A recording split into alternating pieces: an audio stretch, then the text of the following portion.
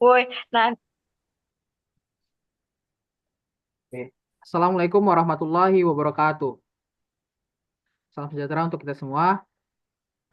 Kami dari kelompok satu eh, akan mempresentasikan hasil diskusi kami terkait pelaporan keuangan dan standar akuntansi keuangan. Sebelumnya saya ingin mengucapkan terima kasih kepada para penonton serta rekan-rekan saya dalam membantu proses pembuatan video ini, dan kepada para penonton terima kasih telah menonton video ini. Saya juga ingin mengucapkan terima kasih kepada Bu Ratna sebagai dosen pengampu untuk mata kuliah topik khusus dalam akuntansi. Baik, selanjutnya yaitu saya di sini tidak sendiri. Di sini terdapat nama-nama rekan-rekan saya.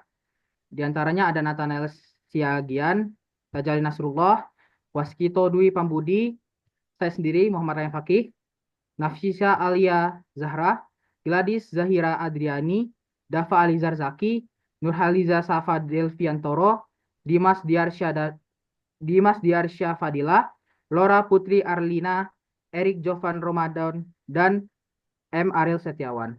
Baik, langsung saja kita ke materinya.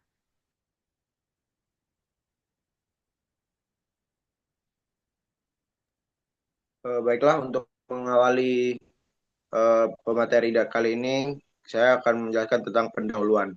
Pertama, tentang pelaporan keuangan merupakan unsur penting dalam suatu perusahaan. Yang kedua, laporan keuangan harus transparansi dan akuntabilitas. Yang ketiga, pelaporan keuangan harus dibuat sesuai standar akuntansi keuangan atau yang biasa disebut SAK. Dan yang terakhir, kasus Garuda Indonesia menunjukkan konsekuensi pelanggaran pelaporan keuangan. Ini sebagai contoh yang kelompok kita ambil dalam materi kali ini.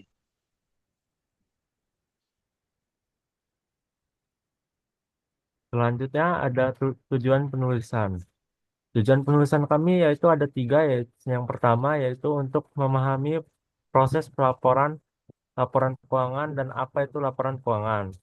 Yang kedua, untuk memahami SHK atau standar akuntansi keuangan yang berlaku di Indonesia. Dan yang terakhir, untuk mengidentifikasi bagaimana kasus manipulasi laporan keuangan yang terjadi di PT Garuda Indonesia.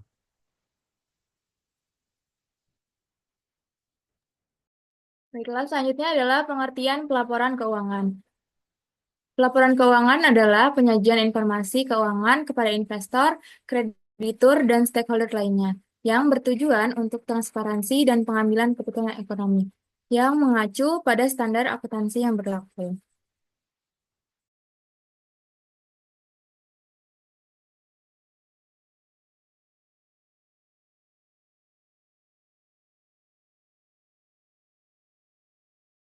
Selanjutnya ada komponen laporan keuangan. Yang pertama, laporan laba rugi yang menunjukkan pendapatan, beban, dan laba rugi perusahaan. Yang kedua ada laporan posisi keuangan atau neraca yang menunjukkan aset, kewajiban, dan ekuitas perusahaan.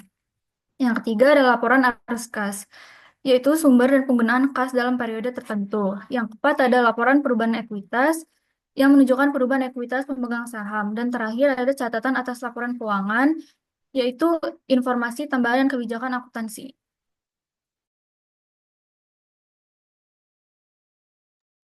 Jadi selanjutnya di sini ada standar akuntansi keuangan atau yang biasa disebut dengan SAK. SAK, SAK itu merupakan seperangkat prinsip aturan dan pedoman yang wajib diikuti dalam penyusunan laporan keuangan oleh perusahaan. Da- Dan juga SAK memiliki tujuan yaitu untuk memastikan bahwa informasi keuangan yang disajikan dapat dipercaya, konsisten dan transparan, sehingga memudahkan para pemangku kepentingan dalam melakukan analisis dan pengambilan keputusan. Dan juga SHK juga bertujuan juga untuk memberikan kerangka kerja yang jelas dan komprehensif bagi perusahaan. Di Indonesia sendiri, SHK disusun dan diterbitkan oleh IAI atau Ikatan Akuntan Indonesia dan terus disesuaikan dengan harmonisasikan dengan perkembangan standar internasional. Dan juga eh, di Indonesia ini SHK terdapat beberapa jenis seperti SHK internasional, SHK Indonesia, SHK untuk entitas privat, SAK Indonesia entitas tanpa akuntabilitas publik atau biasa disebut dengan SAK etap, Dan ada SAK Indonesia untuk entitas mikro, kecil, dan menengah atau biasa disebut dengan SAK EMKM. Selanjutnya akan dijelaskan dengan teman saya.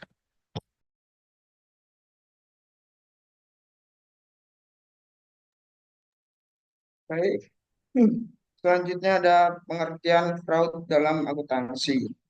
Fraud merupakan tindakan kecurangan yang melanggar hukum dan dilakukan secara sengaja untuk memperoleh keuntungan baik bagi individu maupun kelompok dengan konsekuensi merugikan pihak lain, termasuk keuangan perusahaan atau negara. Kecurangan ini umumnya dilakukan oleh pihak internal maupun eksternal yang memiliki tanggung jawab dalam menjalankan sistem pengendalian internal serta mengoperasikan sistem dalam suatu instansi perusahaan.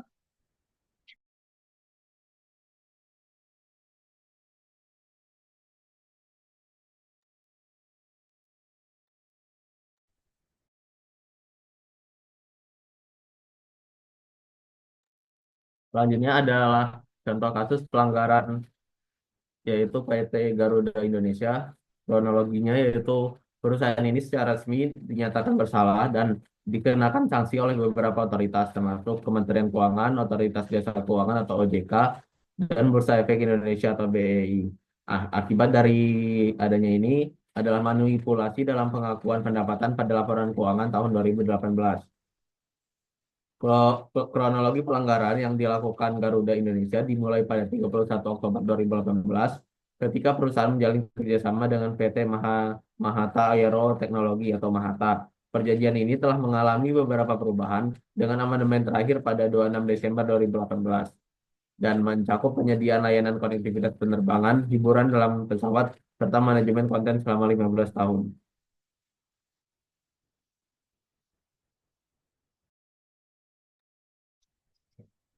Selanjutnya adalah pelanggaran dalam pelaporan dalam kasus Garuda Indonesia. Dalam laporan keuangan, khususnya pada catatan nomor 47 huruf E, disebutkan bahwa Mahata bertanggung jawab atas seluruh biaya pemasangan, operasional, perawatan, dan penggantian peralatan layanan tersebut. Namun, meskipun kontrak masih berlangsung, Garuda Indonesia langsung mencatat pendapatan sebesar 239,94 juta USD, termasuk 28 juta USD dari bagi hasil dengan PT Sriwijaya Air. Faktanya, hingga akhir tahun buku 2018, Mahata belum melakukan pembayaran apapun, meskipun satu unit peralatan telah dipasang di maskapai Citylink.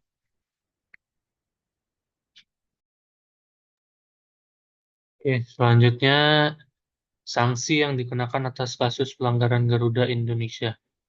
Perusahaan ini dikenakan sanksi administratif berupa denda sebesar 100 juta rupiah.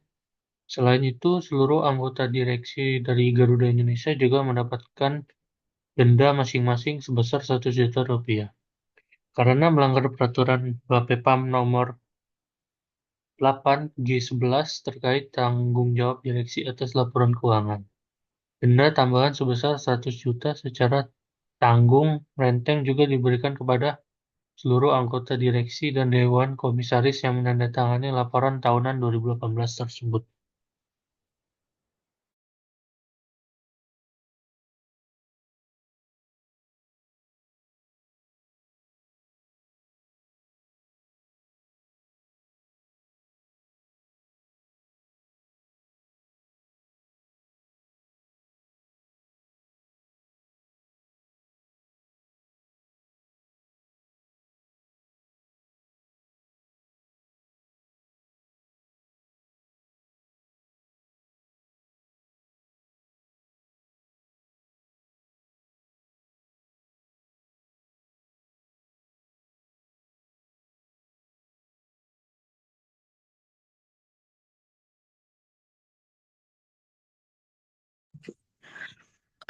Kesimpulan, kasus manipulasi laporan keuangan PT Garuda Indonesia pada tahun 2018 menunjukkan pentingnya transparansi keuangan bagi investor, kreditor, dan pemerintah. Pelanggaran terjadi akibat pencatatan pendapatan yang belum direalisasikan, melanggar standar akuntansi keuangan, sehingga merugikan investor dan publik. Akibatnya, OJK, BEI, dan Kementerian Keuangan menjatuhkan sanksi kepada manajemen dan auditor yang terlibat. Kasus ini menegaskan pentingnya good corporate governance GCG, serta peran auditor dalam memastikan keakuratan laporan keuangan guna menghindari sanksi hukum dan kerugian reputasi.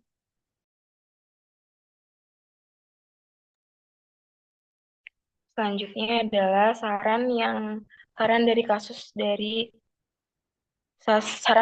yang kami ambil.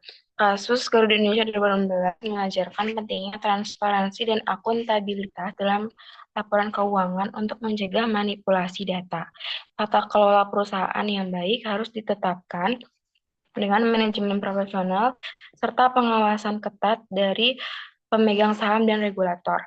Pengelolaan utang dan investasi juga harus bijak, menghindari kontrak yang merugikan dalam jangka panjang. Selain itu, etika bisnis dan pencegahan korupsi perlu diperkuat dengan sistem pengawasan yang transparan. Perusahaan di Indonesia juga harus terus berinovasi dan meningkatkan efisiensi operasional agar tetap kompetitif dan berkelanjutan. Para regulator juga harus lebih ketat lagi dalam mengawasi kinerja perusahaan-perusahaan publik di Indonesia. Selanjutnya, saya kembalikan ke moderator. Baik, terima kasih kepada rekan-rekan yang telah menyampaikan materinya masing-masing. Mungkin inilah akhir dari presentasi kami. Kami mengucapkan sekali lagi terima kasih kepada segala pihak yang telah menonton video ini dan membantu terwujudnya dan terciptanya video ini. Kami akhiri. Wallahu muwaffiq ila aqwamit thoriq. Wassalamualaikum warahmatullahi wabarakatuh.